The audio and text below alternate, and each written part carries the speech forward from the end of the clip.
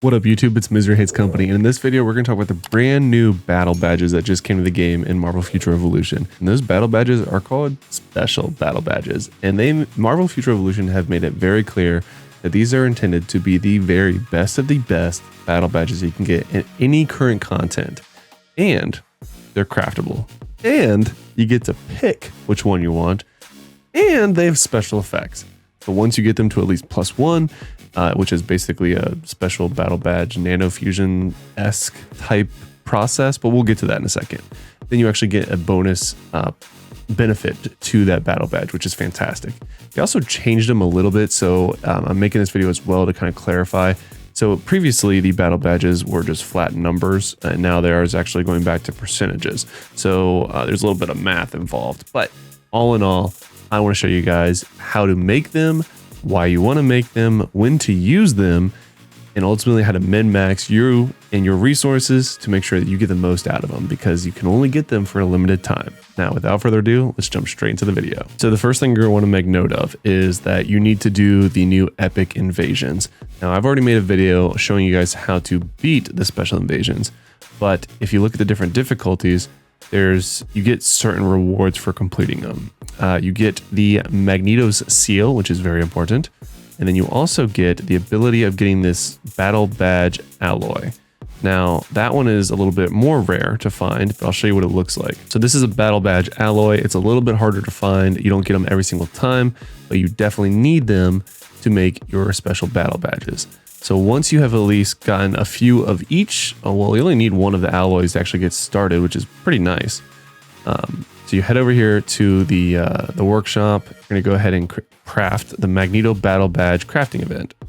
So here you're going to go ahead and click on, you do have to do them in order, so make sure you make note of that, which is why it's a little bit pricey once you get going. But so the first one, you do need one alloy, one Battle Badge alloy, and 3 of the Magneto seals. You're going to get that, again, depending on your luck. With the first one, you're going to get that really quickly. I want to say I got my first battle badge almost immediately. I think I did stage 2. And by that time, between 1 and 2, I had already gotten the alloy that I needed and plenty of the coins. Now, I say plenty of the coins, but then that's actually the only time for now that you're going to need the alloy. After that, it's actually just goes to the battle badge, the one prior, and then the convergent particles as well as the coins. So you literally have to go in progression from a level 1 to 1 star to 2 star, 3 star to 4, and the cost does go up incrementally. So now we're at 15 of the coins. Once we go to 4 star, we're up to 30 of the coins. And if you go to 5 star, you're up to 50 of the coins. And then once you get to 6 star, which is used to be the highest, that's when you get to 75 coins, and it gets pretty pricey. Now, again, you haven't needed the alloys for this, for anything except for starting the initial special battle badge. Now, that is important to note depending on how many cards you have and how active you are in the game. If you don't think you're going to be able to play this game for daily for this event, get one alloy and get 6 alloys and basically make one badge for all the different slots. That way you are guaranteed to have full 6 of the special battle badges. Now, if you are going to play this game a lot and you're able to keep up with this brand new event, because it is a limited time event, and they did say you could save the material, but I'm hesitant with that because the material is very specific in the fact that it's Magneto seal. So I have a feeling that the alloys will carry over, but not the seals. So keep that in mind. Now, the reason the seals are kind of less important once you get to what we're going to call the nanofusioning of the special battle badges is that you actually need the alloys again. So as soon as you do +1, you need 100 of the coins and 1 alloy. So that's when it gets pretty expensive. And then you actually need the alloy every single time after that. And it goes up again in cost. So it's very, very pricey. And you're at 500,000 gold, which is, that's a lot. That's more than I have right now. That's just a level 2. I'm curious what it is at level 5. So level 5 is 1,000,000 gold and 20 of the crystallized convergium and 250 of these coins. That's a lot. But again, the flat attack is going up, which is nice. So it ends at 1,558, whereas we started, at least at the 6-star, at 1,320. So it's something.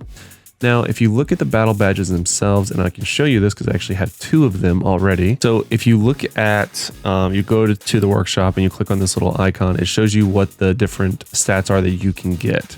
So attack, crit rate, crit damage, and accuracy rate, which is kind of nice. So chances shown are displayed up to 4 decimal digits, round up with the 5th decimal digits. Thus the sum of all item chance may not add up to 100%. Makes sense. So it's kind of cool. So it just shows you incrementally what the percentages that you could get each time you boost them, which is really good. So for example, if you look at my cores, the first one I got was crit rate. So it's at almost plus 4%, and I got an extra stat of it. I have a little bit of accuracy rating and then some additional flat attack. So if you compare it to the core I was using previously, you know, it's definitely better. I mean, this was a very good core. It had red and green, which is perfect. I got 2 yellows, which kind of sucks, but it's not terrible since I am magic and that HP does turn into attack. I would have liked flat attack, or at least the red, so I can get some crit rate and maybe max out my crit rate finally, because I'm at like 70%. But and then this is where it gets a little hard, and you have to figure out the percentages and like what this would translate to in terms of percentage. I play with this a little bit, and it definitely feels like, from a statistic standpoint, that the flat percent is the way to go. That definitely feels like it's netting you the highest actual percent. It's also easier to track. So when you get close, like I am right now, and I'm at 70% out of 75% for my crit rate, I can know in real time where I'm at with my crit rate pretty easily. So what I did was, my strategy going into crafting the battle badges was, attack is obviously the stat that has the highest weight to it in terms of power, in terms of how much damage you're going to do and everything like that. This game is all about damage, really, at least as in its current state. I went ahead and got my slot 1 and slot 2 badges to 6-star for the new special badges.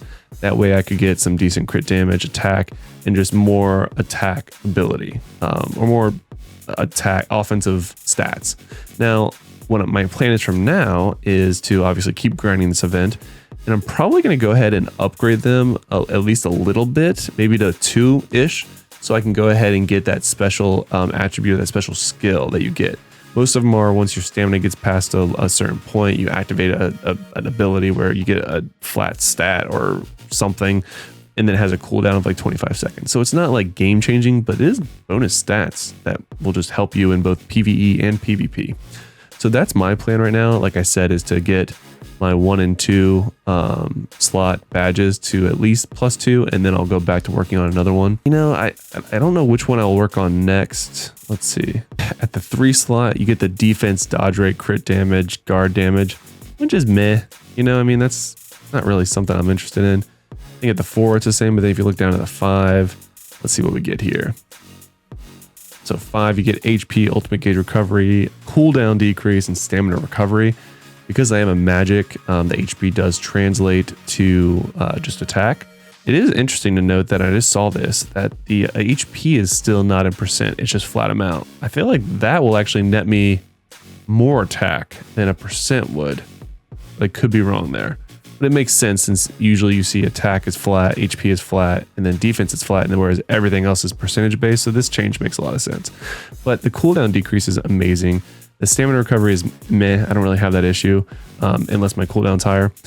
Ultimate gauge recovery is also amazing for magic. So I might actually go for my last 2 slots, my slot 5 and 6, once I max out my 1 and 2. So that's the logic that I'm applying. That is how you get the battle badges in terms of once you're trying to craft them. If you found this video helpful, make sure you like the video. And if you want to know the best way of beating the new Magneto Invasion, make sure you check out this video right here, where I show you all the tips and tricks on how to beat level 5 or phase 5, step 5, whatever they call it, in the new Magneto Invasion, so that you can get more of these really awesome battle badges. Go ahead and watch that video right now.